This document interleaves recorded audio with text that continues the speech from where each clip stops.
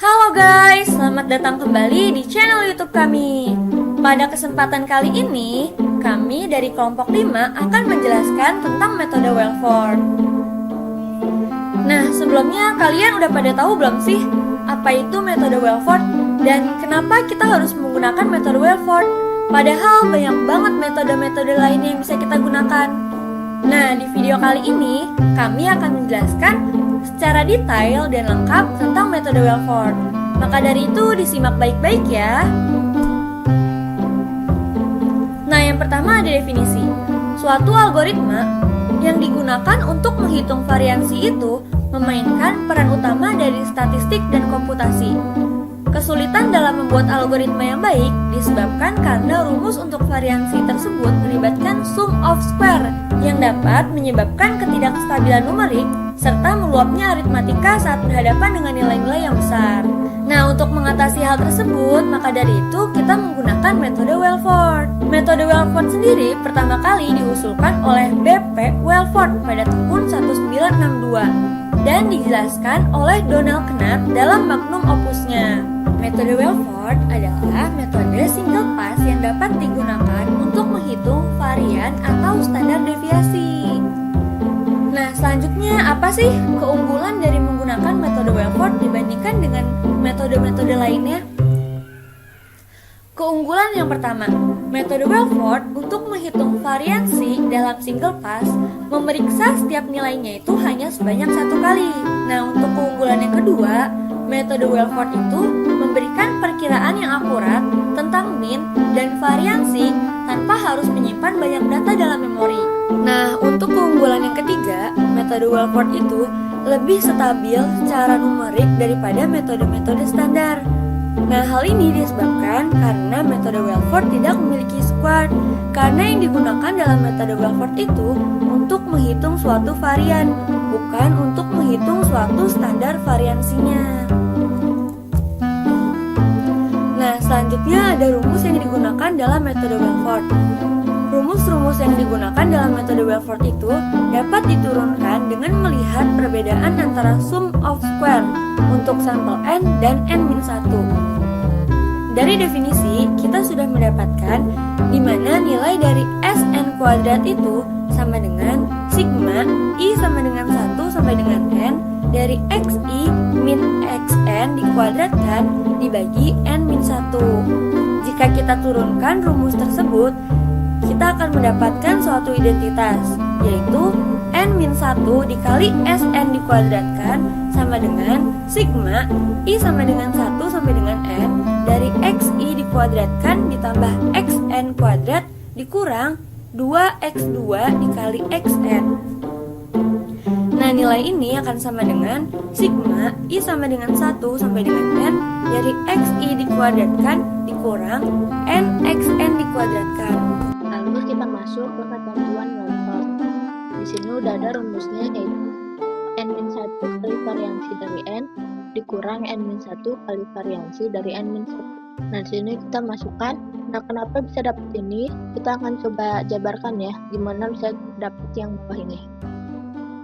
Nah, lalu untuk penjabaran rumusnya, kita masukkan variansi n dan n-1. Variansi dari n itu kan sigma xi min x bar kuadrat per n-1. Nah, ini juga sama, ini dikurang satu lagi sesuai ini, karena ini sama-sama n-1 coret, sisanya ini. Kemudian kita jabarkan, sehingga kita peroleh xi kuadrat min 2x bar xi plus x bar kuadrat. Dan juga sama, kita jabarkan. Nah, lalu xi di sini kita kalikan dengan n per n.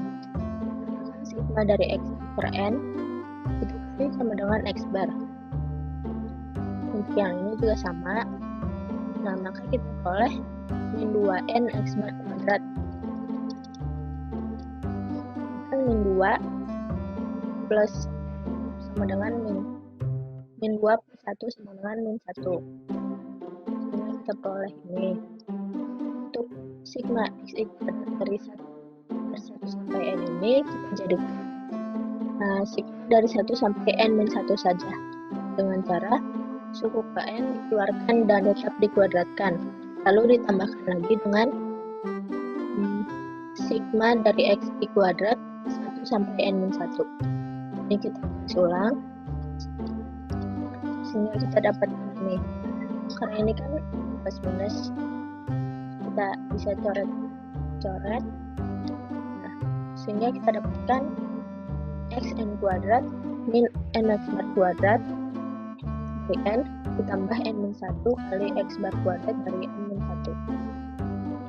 Nah, lalu selanjutnya kita tambahkan ini, tapi tetap tidak mengubah persamaannya karena ini kan 0. Nah, ini kita jabarkan dan ini kita jabarkan sehingga kita memperoleh n-1 dikali x bar n kuadrat dikurang x bar n-1 kuadrat. Nah, dan yang ini kita jabarkan lagi menggunakan rumus a kuadrat min b kuadrat sama dengan a min b dikali a plus b, sehingga kita dapatkan ini. Ini sama seperti yang slide tadi ya. Nah, selanjutnya setelah kita dapatkan rumus yang tadi, kita perhatikan untuk yang x bar dari n dikurang x bar min 1, kita jabarkan. Sehingga mulai ini sama dengan, oh ya, di sini kita tambahkan ini ya, tapi tetap tidak mengubah persamaan karena ini kan 0. Nah, min nxn dikalikan dengan ini, maka kita peroleh min n dikali sigma dari 1 sampai xn. Nah, setelah ini dijabarkan lalu ditambah dengan ini, maka kita peroleh min 1 dikali sigma dari x1 sampai xn. Lalu di sini kita kalikan dengan n per n karena sigma dari 1 sampai xn dibagi dengan n itu kan sama dengan x bar, maka sisanya tinggal min n dikali x bar tambah nxn per n min 1 sama dengan xn min x bar n per n min 1. Setelah kita dapatkan ini, lalu kita substitusikan x bar n dikurang x bar n min 1 menjadi yang kita oleh sebelumnya ya, di xn min x bar n min 1. Lalu kita sederhanakan, coret sehingga kita peroleh ini. Lalu xn kuadrat min x bar n kuadrat ini kita jabarkan lagi dengan rumus kuadrat min b kuadrat sama dengan a min b kali a plus b. Itu xn min x bar n di sini dan di sini kita keluarkan sehingga kita peroleh x min x bar n kali xn plus x bar n min x bar n dikurang x bar n min 1. Lalu sehingga kita peroleh akhirnya rumus yang awal ini sama dengan xn min x bar dikali xn min x bar n min 1. Nah, selanjutnya kita aplikasikan rumus baru ini ke dalam Python untuk mencari variansi dalam OnePass. Jadi ini ada suatu contohnya jika kita memasukkan Wellford ke dalam Python. Kita akan mengenerate 1 juta data yang berdistribusi 01 dengan menjumlahkan elemennya itu dengan 10 pangkat 12. Rata-rata yang kita dapat seharusnya itu mendekati M dan variansinya itu mendekati 0. Nah, di dalam Python-nya, pertama-tama yang kita lakukan adalah mendefinisikan fungsi dari signifikan digitnya. Lalu kita menggunakan modul NumPy.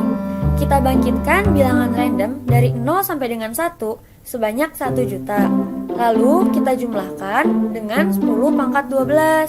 Hasil dari perhitungan rata-rata dengan modul NumPy yaitu 10 pangkat 12 0,5. Dan untuk variansinya itu adalah 0,083. Nah, hasil ini sudah sesuai dengan bilangan awal yang kita simpan. Lalu kita simpan hasilnya ini dengan menggunakan real min untuk rata-rata dan real var untuk variansinya. Nah, dengan menggunakan metode Wellford, kita dapatkan signifikan digit dari variansinya itu sebesar 2. Nah, ini merupakan suatu hasil yang sangat baik. Nah, untuk contoh kasus tupas di sini, biasanya yang banyak ditemuin itu perhitungan variansi. Nah, rumus variansi itu kan sigma dari xi min x bar kuadrat dibagi dengan banyak data min 1. Nah, di sini outputnya ada 12, rata-ratanya 12, variansinya 0. Tapi itu masih kurang efektif karena kita harus menjalankan 2 langkah. Yang pertama kita dari rata-ratanya dulu, baru kita bisa ngitung variansi. Nah, untuk itu kita coba menggunakan metode Weyford agar mendapatkan one pass ya.